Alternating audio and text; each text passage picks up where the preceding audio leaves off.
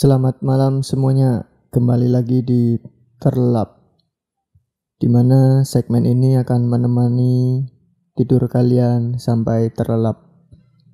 Jadi di episode keempat ini saya sendiri, nggak bareng sama topik, karena ya kalian tahu sendiri, buat teman-teman yang mungkin di wilayah Jogja dan sekitarnya, DIY lah, ini baru gencar-gencarnya lockdown.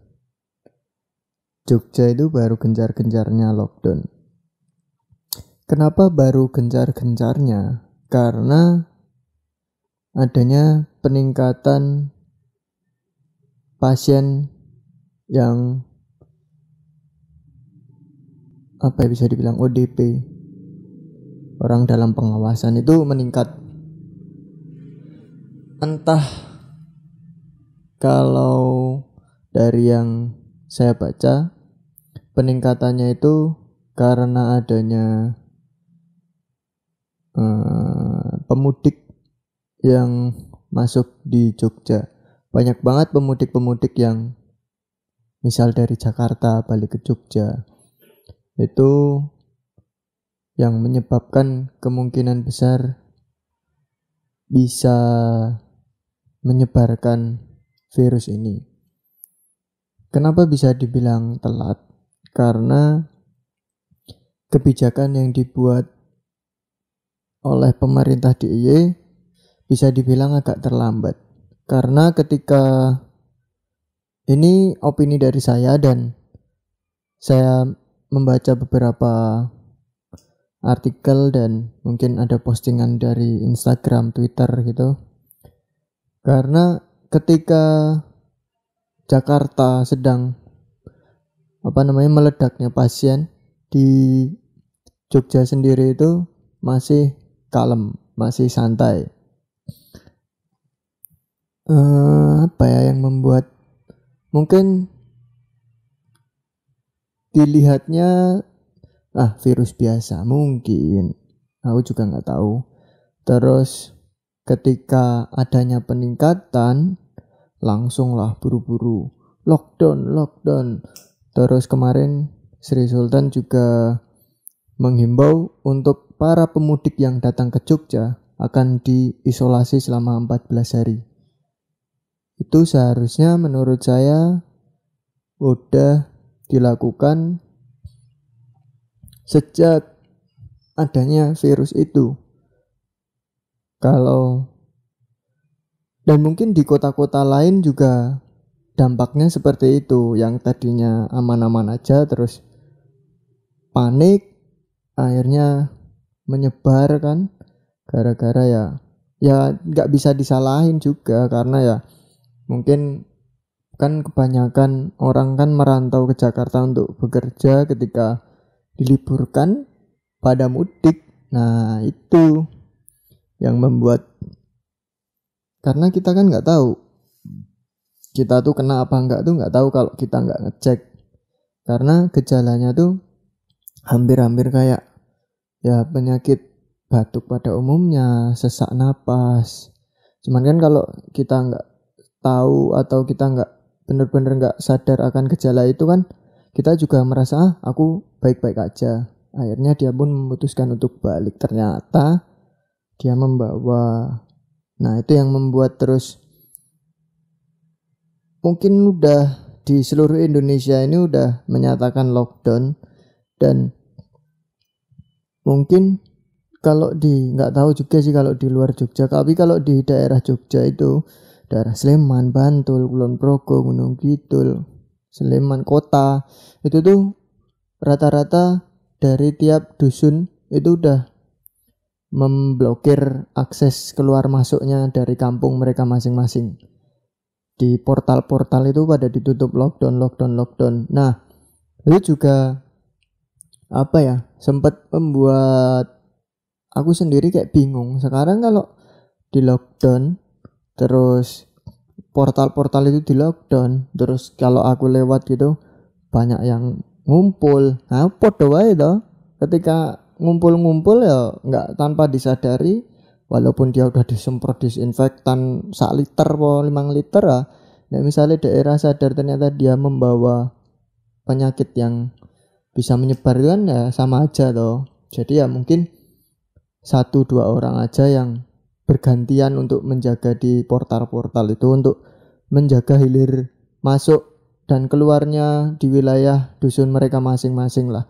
Karena kalau ngumpul semua ya sama aja, bohong loh, saling ngumpul terus apa jenenge sing dikumpuli nak jebul watuk wahing padha wae nyebar. Nah, itu yang membuat apa ya sedikit miris lah. Ya harusnya ya itu orang Indonesia itu susah sama apa ya kesadaran diri ini yo si kurang ya. Mudah-mudahan buat apa ya, di sini aku cuman sekedar apa ya bisa dibilang kayak ayolah kita menjaga bareng-bareng setidaknya selama 14 hari lah, diem aja di rumah ya, sekali 2 kali keluar nggak apa-apa, asalkan itu memang kepentingan yang mendesak seperti beli bahan makanan, terus beli obat.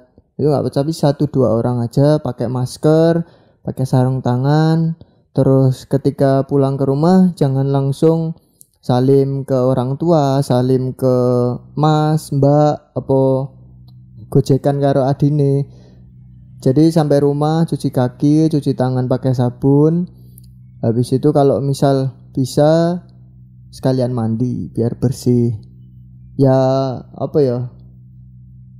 Jangan terus ngira kok wah lebay masuk dadak koyo. Ya aku sendiri juga enggak kayak gitu. Aku cukup paling bersihin kaki, cuci tangan baru salaman. Karena ya sedikitnya kita ada effortnya untuk kita tuh bisa bersih gitu loh. Enggak terus masa bodoh cuek.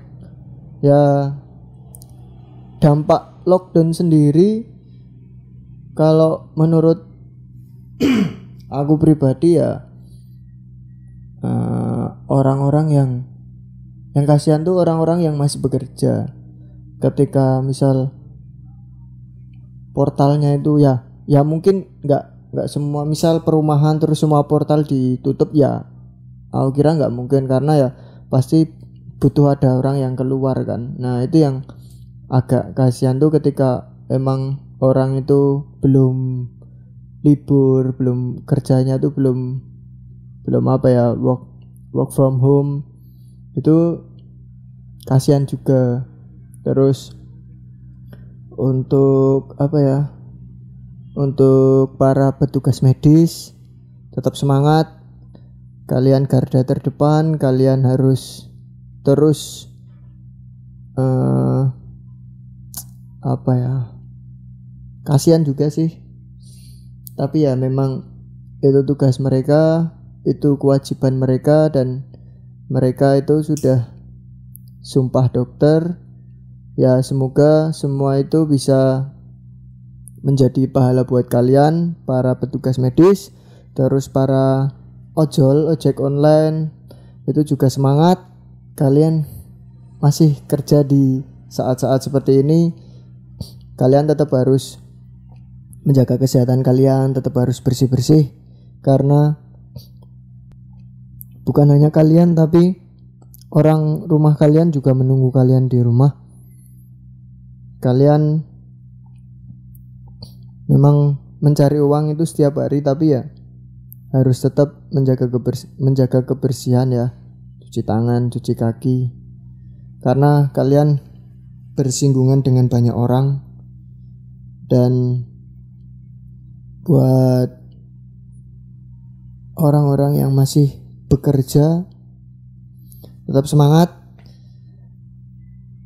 Nanti ada waktunya kalian libur, tapi entah kapan, ditunggu aja. Semoga bos-bos kalian sadar kalau masa-masa seperti ini harusnya di rumah, nggak harus kerja, karena uang itu bukan segalanya. Oke, mungkin itu aja untuk episode kali ini. Lockdown, tetap semangat, di rumah aja, nggak usah kemana-mana, jaga kebersihan, lakukan semua kegiatan di rumah. Semoga kalian semua sudah terlelap di tidur kalian. Saya Mas Brek, sampai jumpa di episode selanjutnya.